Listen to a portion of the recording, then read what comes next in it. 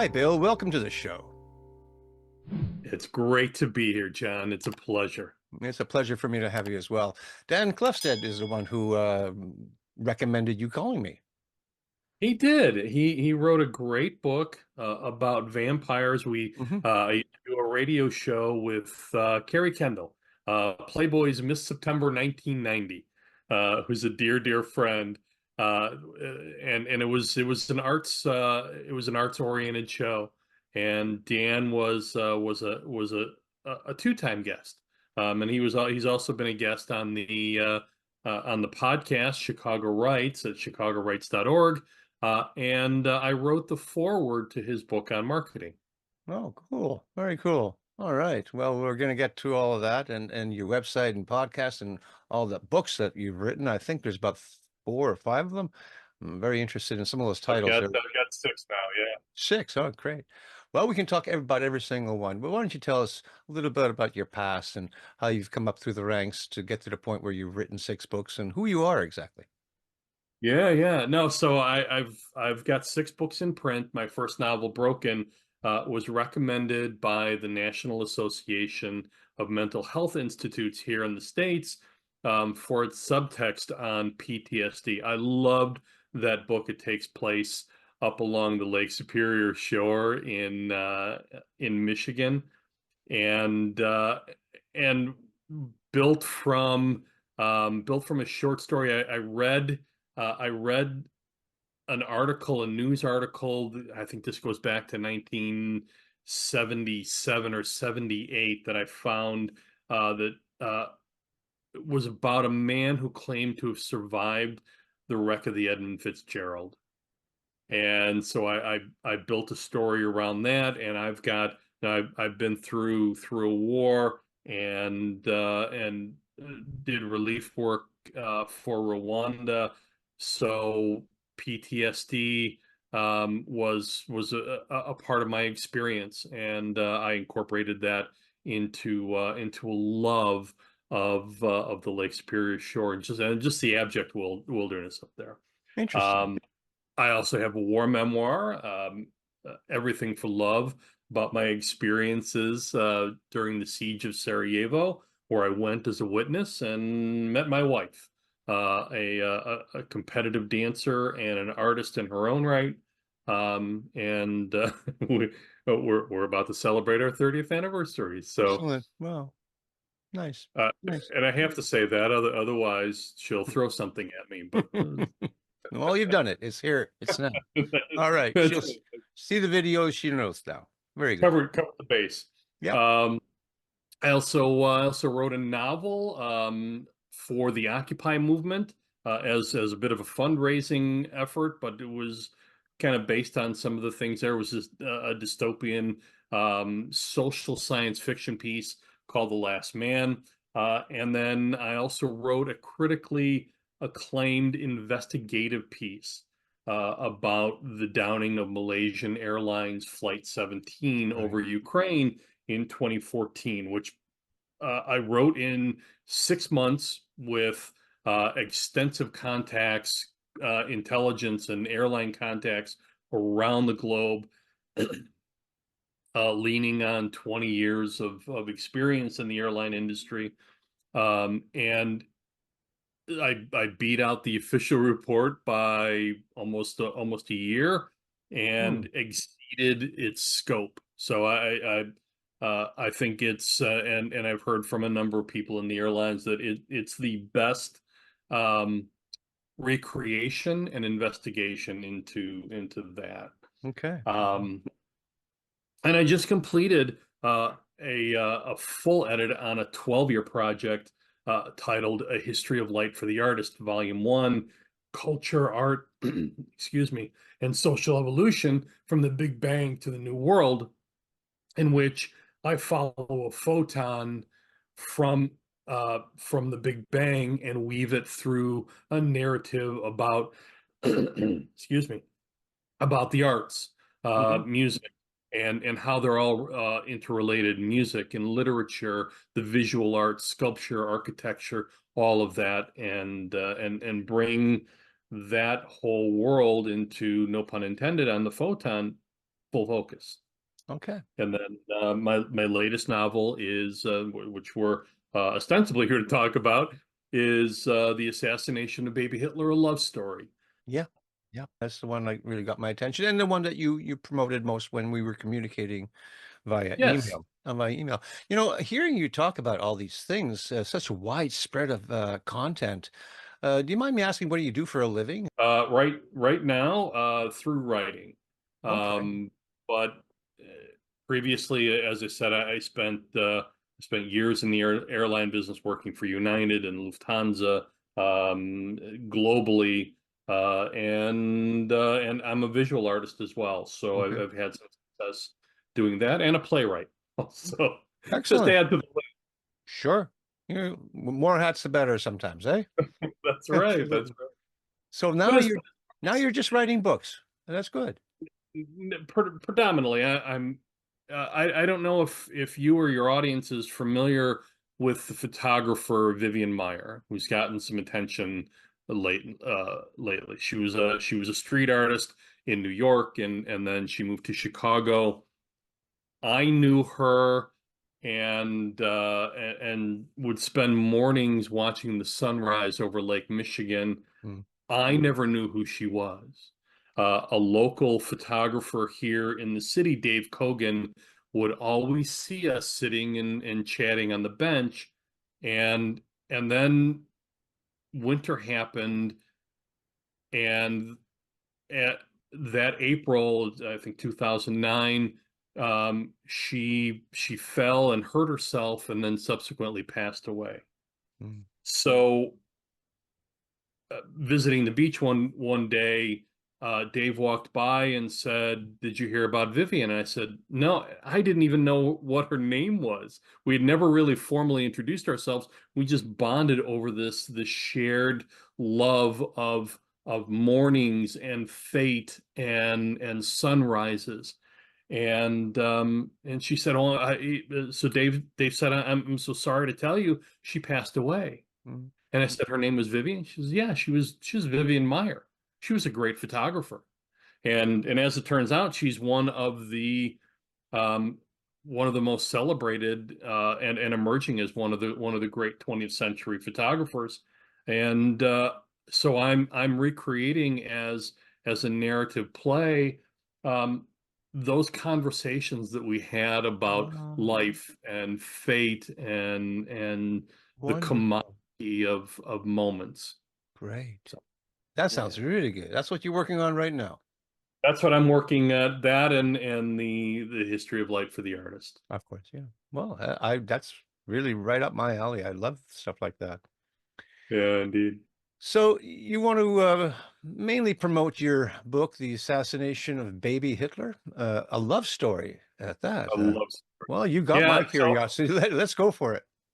So I just was at a book signing event with a number of other writers, a literary fest here in Chicago, and I I also talk marketing to authors on the Chicago Writes podcast, the official podcast of the Chicago Writers Association. And so one of the things that I've always talked about is having a pitch. I write screenplays. I'm working on also a teleplay with my publisher for the new book.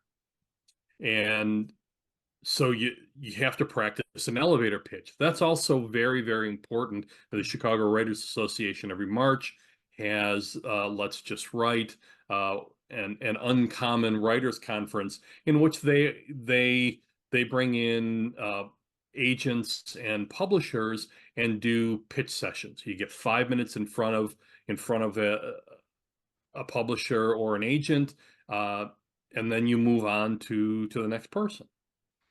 So I started with this. At no time in this book were any babies harmed, Nazi or otherwise.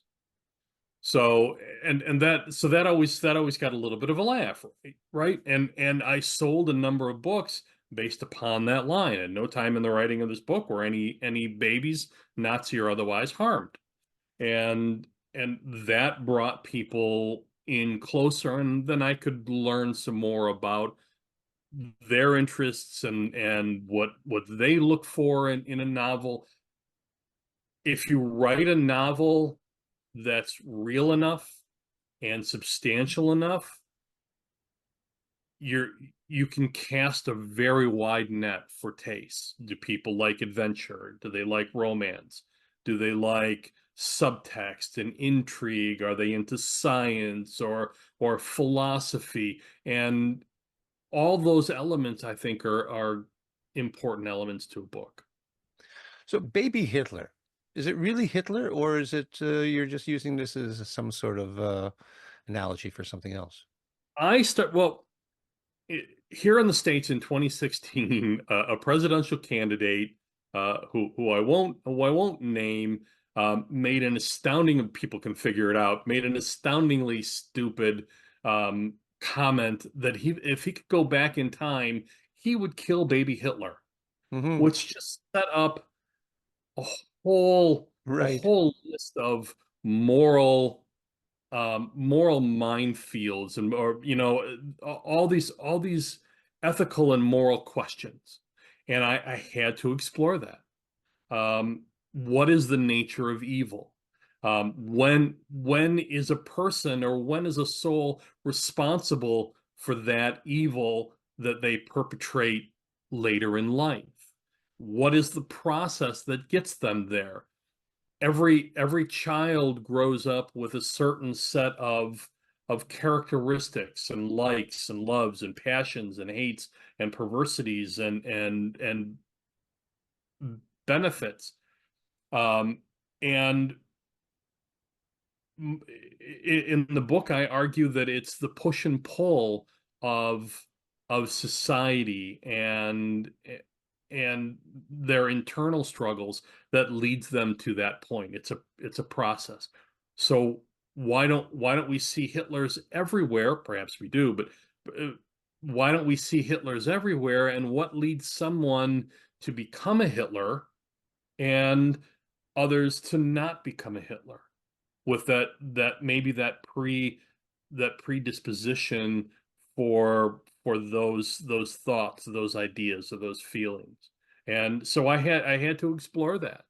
And I set it in the midst of an epic romance between Darby and Greta. Hmm. Okay. All right. How much did you study the history of the Third Reich and the emergence of Hitler through the Versailles Treaty? And I mean, I'm a big history buff of the 20th century, so and I'm half German, so I have some vested interest in knowing about Hitler and the Third Reich and how it all came to be. How much did you have to research that? Substantially. I've got a dozen books here on just on the shelf. I also did this. I used to work in Germany for a while when I was with Lufthansa, and visited the Munich library one Okay. time and found some information about a detective named Mueller who and I wrote a screenplay about this, and I just entered it in a screenplay contest. Um, the, he investigated the death of Gally Rabal, Mm. Hitler's niece, uh, and all the evidence pointed to Adolf Hitler. So I was deeply immersed in that in Germany and everything here. I grew up on that when I was in Sarajevo. Right. I was fascinated by the occupation there during the Second World War, and especially this is from a non-Jew, but the Jewish Holocaust in that city. It's a very small place, and I managed to track down four of the six surviving um, uh, uh, Jews from Sarajevo during the Second World War. Wow. And so I'm very, very well acquainted Right. with the evil um, that is Adolf Hitler. I also had this issue. I grew up on Holocaust literature. My parents were, or my mother uh, was very adamant about me knowing history, especially the Holocaust and the Second World War. Um, but I also would hear friends and neighbors make comments about or jokes about Jews. Some of them based on ignorance, and some of them not so much. And so those things always stuck with me. Yeah. Um, when I was working for Rwandan relief, um, people would point out piles of bodies and say, you know, uh, I would look at the bodies and say, I can't tell the difference, because they would say, well, the Tutsis are taller and lighter, and the Hutus are shorter and darker. And in Yugoslavia or ex-Yugoslavia, traveling on all sides of that conflict. Yes. Um, People would say this person's Muslim, that person's Catholic, and this person is Serbian Orthodox, but they're all blonde hair or blue eyed or Wild. green Yeah. eyed, I know. brown and lights. So it seemed very, very arbitrary. Yeah. So that helps set up the basis for this book as well. And then just an absolute passionate love for physics. Yeah. Okay. So it's a fiction, is it? It's fiction. Yeah, Yeah. yeah. Yeah. But I do recreate in the prologue because I needed to set up a standard that validates or that at least chronicles Adolf Hitler's absolute humanity. Say whatever you want about him, but he was a human being, right? And so I start off with um, I set him up as a baby, and I set up his parents and their history and how they came together, and a little bit of that moment to moment existence that they would have felt as peasants with this little child Sure. who for them was their world, and to them was filled with innocence and hope and promise. Well, that's not And then, exactly that's not exactly how it went for the real Adolf Hitler. So, do you well, mention you? as a baby, in Brano Amin, Yeah. um, he he was a colicky child.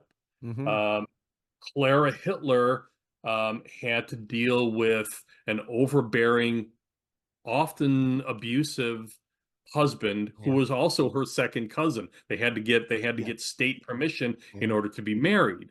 Um, and then living in a peasant apartment, separated by a big stone gate from the proper side of town. Um, just that, knowing how villagers and village life works, and then it's networking and getting getting from point A to point B, which is not always the easiest thing to negotiate. Yeah. Um, the the squalor of that existence, the heat of the daylight coming through the window with no real air. So all of those things sort of feed into that early environment. Does that Yeah. make sense? Oh, for sure. And Yeah. Hitler always struck me as a sort of unlikely character to ever succeed. He was. He wasn't really a Yeah. powerful guy until he became one for some reason. I always thought people like Julius Streicher or Rudolf Hess or even Goebbels had a better chance at leading Germany, but this little curmudgeon Hitler ended up doing it. It was kind of weird. Yeah, he was homeless for a while, and he was an art student that kind of flunked out of school, and yeah, that there's definitely um, an unlikely situation Hmm. that he would become anything other than just another vagrant, right? Yeah, for sure. What Yeah. do you mean by assassination? That's a play on that candidate who made reference to assassinating Adolf Hitler. Yeah, there were some attempts on his life, but that was as an adult, right? There were, there Yeah. were, but assassinating the baby Hitler, Mm. um, as the candidate said, again, that set up this all these moral and ethical questions that I Oh, needed for to sure. ask. Yeah.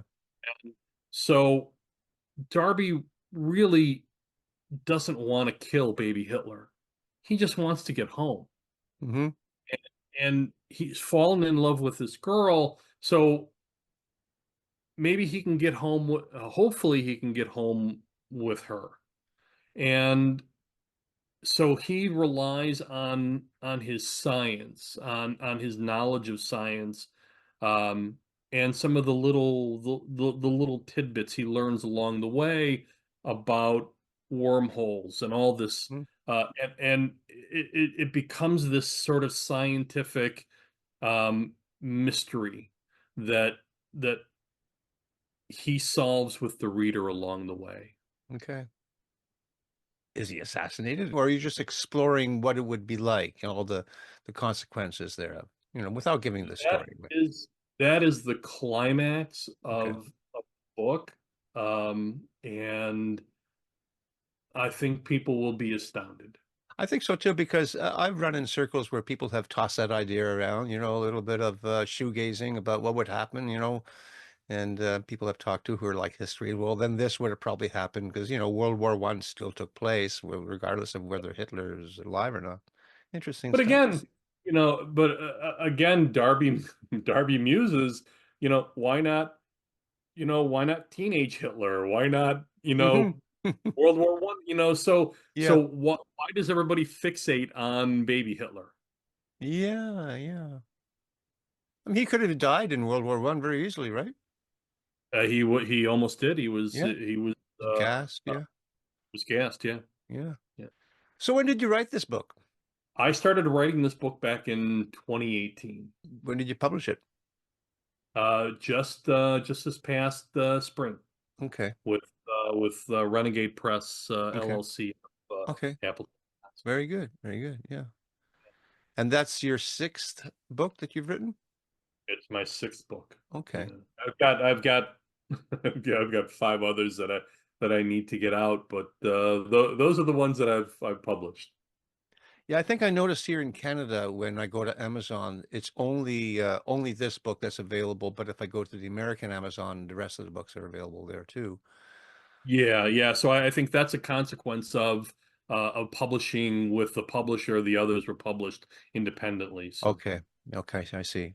yeah. So what was the book before the Assassination of Baby Hitler?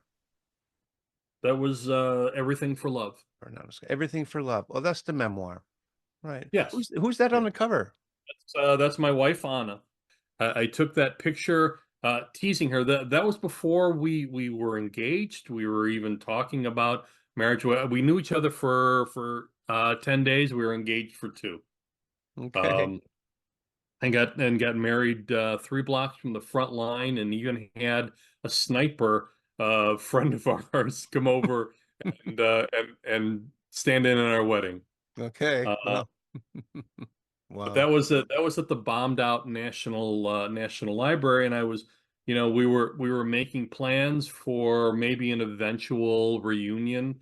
Her father was a refugee in Canada at the time, Yeah. and so I was teasing her with a little bit of that news, and um, with a surprise that I had set up I had left enough money with a friend so that her family would have a Christmas dinner. Okay. Food was Mhm. very scarce in the city, Mm. so it was kind of a big deal. But Okay, cool. That's yeah, very nice. Nice story. It says a memoir. How much of a memoir is it? How far back do you go and what periods do you cover? it just covers the period from the war when I first get to Zagreb, Croatia, and then take a bus down to Mostar in Bosnia, which was under siege as well, probably worse than Sarajevo. Yeah. And spent a week on the front line with a couple of soldiers, and then backpacked it, hitchhiked the last 40 or 45 miles to Wow. Sarajevo. Well, sounds Yeah. like it's quite the Uh, adventure. But what kind of yeah, is it a fairly thick book? Does it go through all those what you just said, but in detail? it does. It Yeah. absolutely does. Yeah. Okay. It, Very it's good. it's not a terribly long. I'd say probably maybe 65 or 70,000 words. Okay. But I cover. Uh, I saw the war that no other Westerners saw. Um, I Yeah. there was a secret tunnel. It's a half-mile long tunnel that bridged the siege lines under the airport, under the UN controlled airport, that was under fire all the time. And uh, I went through that getting into Sarajevo, and went through that and was smuggled through coming out of Sarajevo. Um, the only other Westerner that ever saw that were they were blindfolded to the approaches, um, and then they were blindfolded on the other side. So Well, I was the only Westerner, and I give full accounts going in and coming out okay. of the tunnel, the Sarajevo tunnel, to see the tunnel for what it was, for its misery, for for its hope, um, for all of that, the salvation, the horror, um, the it was sheer dichotomy, and really kind of um, definitional to not only the siege but the people of Mm-hmm. Sarajevo. Right. Yeah. The cover is very interesting. Now that you tell me it's your wife, everything for love, a memoir. How do we know that that's going to be about what it's about? Is it in the back cover? Is there an explanation as to, what to Yeah, there's expect? there's a little bit of an explanation on the Yeah. back cover. Yeah. How are That sales for that particular book? did very well. Oh, good. So I sold all overseas, sold in Europe predominantly. But I have to say my best seller, Hmm. um, surprisingly, was Broken, One Soldier's Unexpected Journey Home, All about right. that took place up in the UP. That book, John, sold in India. And so we had friends with a motel resort up in the UP, and they told us that they had a number of guests that came from India to Hmm. see the UP as it was described in the book, which Wow. was just astounding to me. So having gone through a war, um, both my wife and I suffer from PTSD. Hmm. So I needed to uh the, and I've talked with a number of veterans about post-traumatic stress, both go before they deployed and after they deployed. Watch out for the sudden deceleration, because in war everything is heightened and you're at a Yeah. 1,000 miles an hour. And then you come out of war, it stops. I'll give you a really good example that's also in Everything for Love. When when I escaped from Sarajevo, I was on a flight home to Chicago within 48 hours. And I live I live just off downtown. So I had spent 2.5 months in the war, in which houses had no heat, no running water, no windows, no electricity, and and people, people hadn't eaten properly for 2.5 or almost 3 years. So people were literally starving on the street. I came from the airport, got out of a taxi. It was night in Chicago. They let me out, and I'm looking at streets of glass towers with lights on, and people in restaurants dining and laughing, and it infuriated me because I thought these people don't know. Yeah. But that was a skewed perspective. Yeah. The reality was they shouldn't know. That no one should know that, right? Yeah. Um, Yeah. but that was my perspective at the time. Hmm. And I subsequently used that to teach about some of this in Everything for Love. But Broken, so a big part of communicating with people who have PTSD is trust. First of all, they need to trust that you understand what they're facing. And PTSD is very individual. Um, on how people react and perceive. It's 100%, but it's more evident or less evident in every person. So trust is a huge factor of that. So I needed Danny, my character in Broken. He needs to find someone in this little town who who he can trust. And that turns out to be, as I said earlier, about the wreck of the Edmund Fitzgerald and that survivor. He that Right. person became a template for Haley Morgan, who Oh, lives on okay. Grand Island, in the Ojibwe, in the old Ojibwe lifestyle. Right. Yeah. And Danny seeks to find out his mystery and his truth, and in the process comes to an understanding of of his own situation and his PTSD, which belies the question, why is this happening to me? And I set that up with a question at the beginning when I recreate the wreck of the Edmund Fitzgerald, Hmm. and he answers it at the end. Okay. I'm curious about the cover. It's a it's raining by the looks of it. Wet roads. You're going down a road and there's a truck coming the other direction. What made you Logging, choose that? yeah, that's what you see in the UP are logging trucks. They're ubiquitous. Um, Okay. Ontario as well.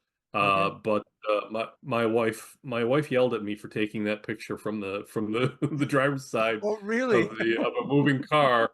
But I thought it just captured the energy and the spirit and the passion and the environment Yeah. of the UP and the Okay. story. The publishing company you're working with to get your books out, do they give you advice? Did they look at that cover and say, had you explain it to them? I can imagine that there's all kinds of critiques going on about design and, of course, editing and all that kind of stuff. How do you work with your publishing company? Well, I've just worked with this publisher on the Assassination of Baby Hitler, a love story. Okay. We went back and forth on the cover. We even had a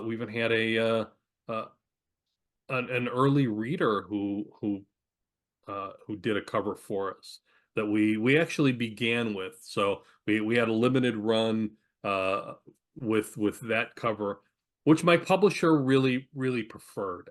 I loved this one because it has the science Yeah. aspect, it has the Holocaust aspect, and that image. There's a character in the book, a very real character who was lost in the Holocaust, by the way, named Josef Block, an artist, and he painted that woman who Okay. could be Greta. So I thought it brought together all of the elements. I eventually convinced the publisher that this was going to be the final cover. Yeah. Very interesting. I just noticed that it says at the bottom, book one of the Accidental Time Traveler Trilogy. Can you explain that one? Yes, so I'm going to give away a little bit here. The story, the love story, is based upon a template of my wife's and my story. So we met, we were instantly attracted to one another, and it just grew from there until we were inseparable. We couldn't bear to be apart, even when I had to escape. So that we were married in Sarajevo, and I had to leave her behind. Hmm. When she couldn't leave because she was of military age, and I needed to find friends that I had made along the way that would guarantee her passage and safety. She also has a Serbian surname, and she'd be traveling through Bosnian Muslim controlled territory, Hmm. which was potentially very dangerous.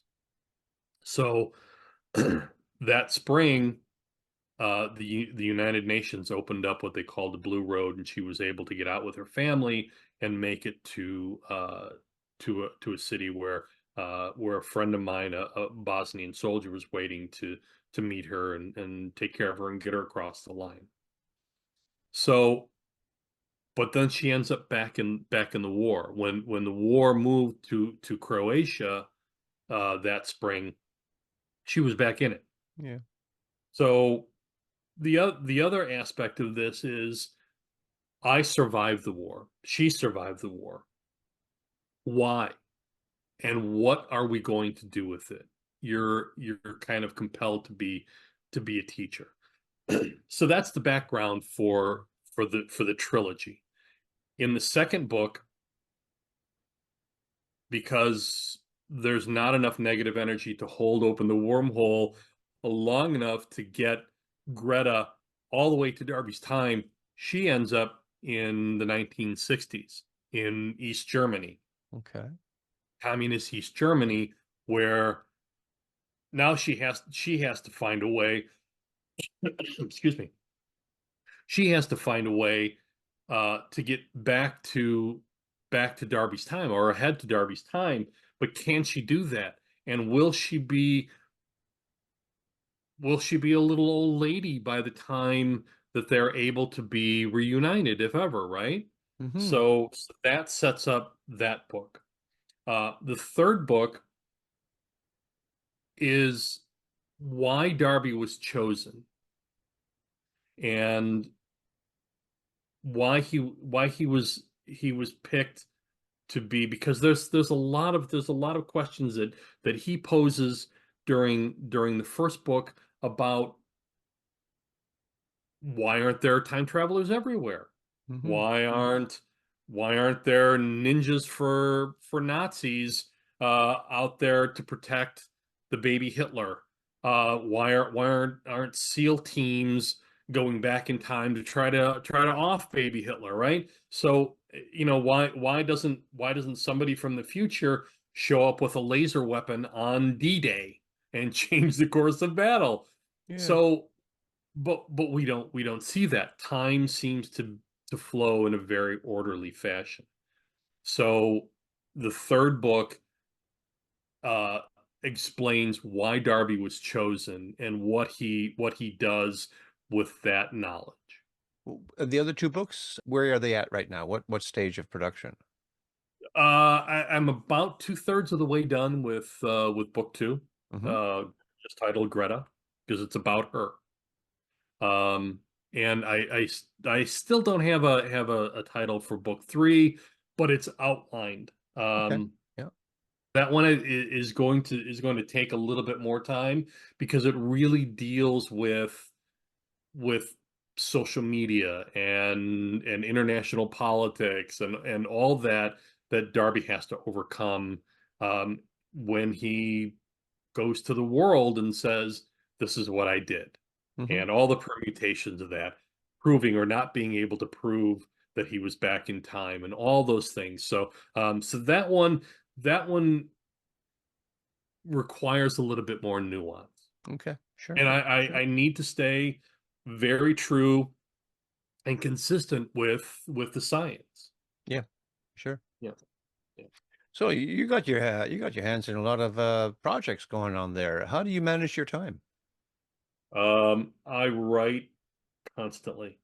Mhm. Um, Up in the morning, before getting the wife off to work. I'll spend 2 or 3 hours in the morning, carry a notebook constantly with me, um, and then I write at night. Yeah. Um, but I also explore a lot as well, and a lot of what I do with Chicago Right, speaking with authors and internationally renowned authors, um, and also the playtime, um, and a history of light for the artist. But speaking with other artists in that regard, musical artists and visual artists, helps feed that that narrative and that knowledge as well. Yeah. When did this book, The Assassination of Baby Hitler, come out? When was it published? It came out in May as an ebook, and we shot to number one for historical fiction Okay. and historical romance. And then uh, in I think it was July, we initially had the paperback plan for June 6th, Okay. the anniversary of D-Day. Right. But it took a little bit extra Yeah. time. Sure. So it was July when the paperback came out, and then August when the audiobook came out, when the audio version came out. And who does the voice for that? I do.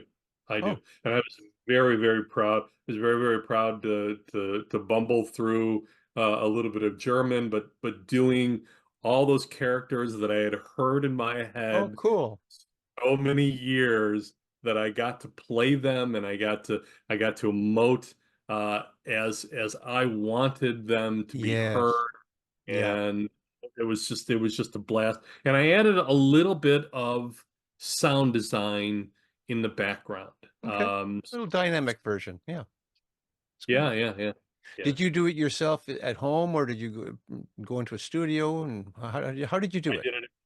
I did it all at home. Yeah, Excellent. uh, Well, I've got good editing software here, so then yeah. I edited it, and Well, so do I. And I've been wanting to actually do that sort of thing with my well, not all my books, but my trilogy. I want to do that with and the characters in there. I have some people speaking with accents and all kinds of stuff, and it's I know what you mean. This is But I exciting. gotta say, I'm a little jealous of that voice, brother. You've got a great voice. It would be awesome to hear you on audio. Well, I used to be on radio. I was a disc jockey back in the 80s for a little while. It was a lot of fun. And of There course, you I've done a go. lot of singing, and I smoked for most of my life. I gave it up 7 years ago. So that must do something for the voice as well.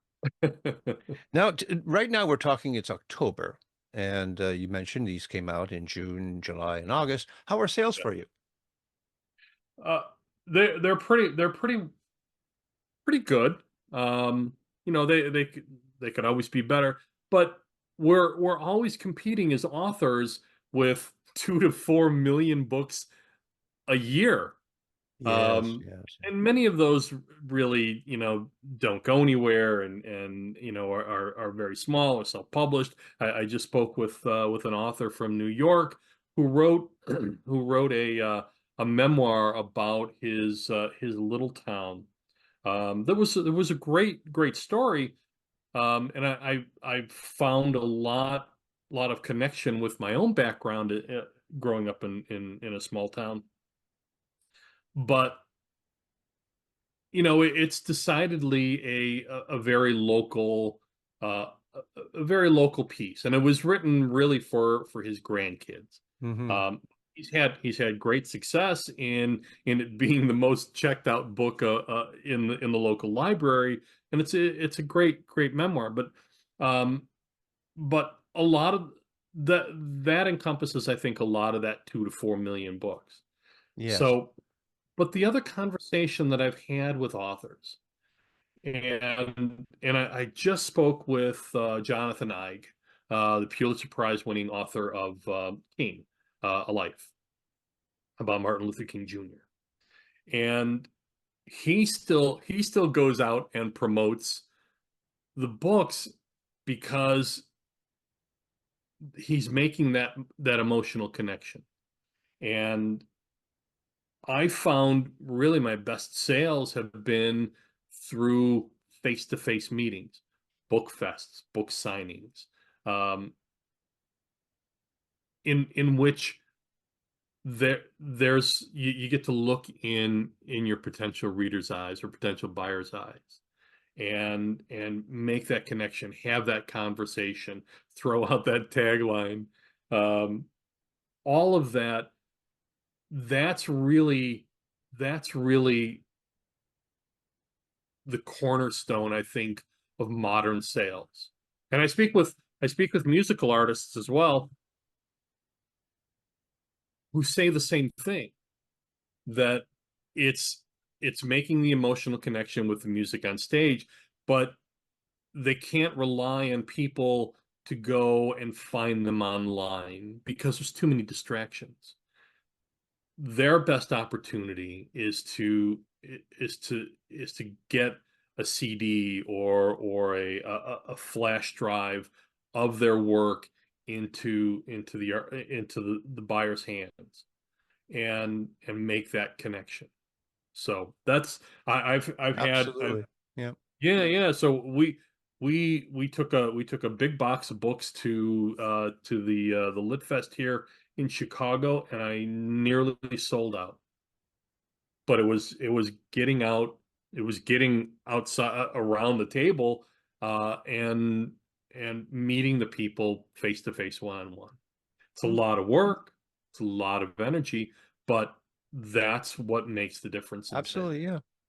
Yeah. I'm always thinking of cross-marketing opportunities as well. I was just looking at a bottle of wine earlier today and thinking that it was I can't recall the name of the wine, but it had mathematical formulas on the label.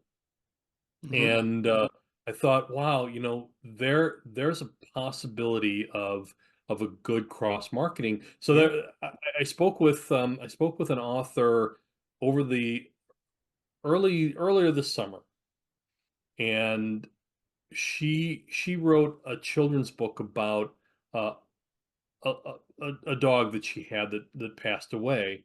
But she had great success uh, in Barnes and Noble by pairing it with a little fluffy puppy dog toy Okay. that was there. So yeah, I think those cross marketing aspects, anything that will get your book in front of a reader or Yeah. potential reader or buyer, Yeah. um, is critical. And you don't know the dividend that will pay off, Yeah. right?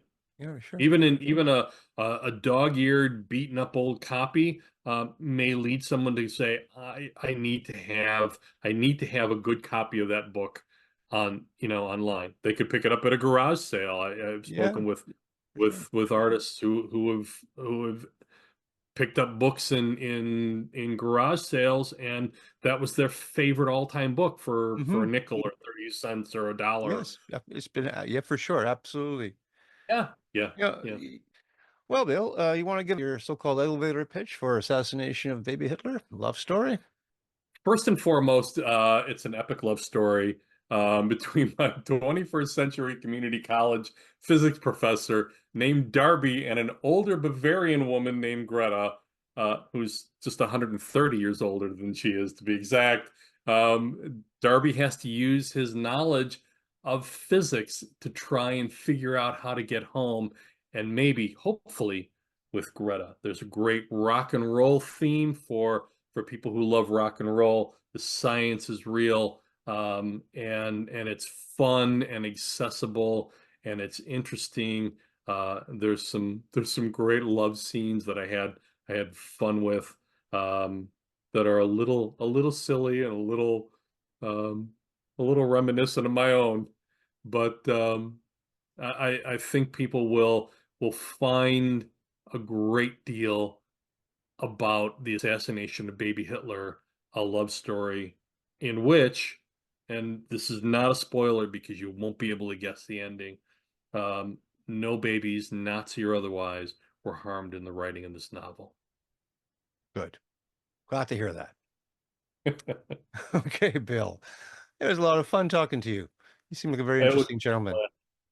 yeah, it was great talking to you. Well, Okay. we still have to riff on physics one of these days, Oh, man. yeah. Well, you come back next season and talk more about your books because I'm sure you'll have some out by then that we haven't been able to talk about yet. So I'll see you Sounds next year. How's that? sounds great. All right. You take care now. You too, John. Bye-bye.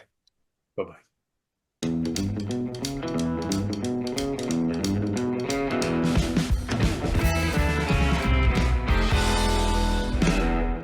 Thank you for watching. If you've enjoyed this week's episode, and if you like what I do here on Tell Me About Your Book, then I invite you to hit that like button, subscribe to the channel, and even leave a comment if you wish. And if you are an author, I would sure love to hear from you. Until such time, keep on writing, and remember to be kind to one another.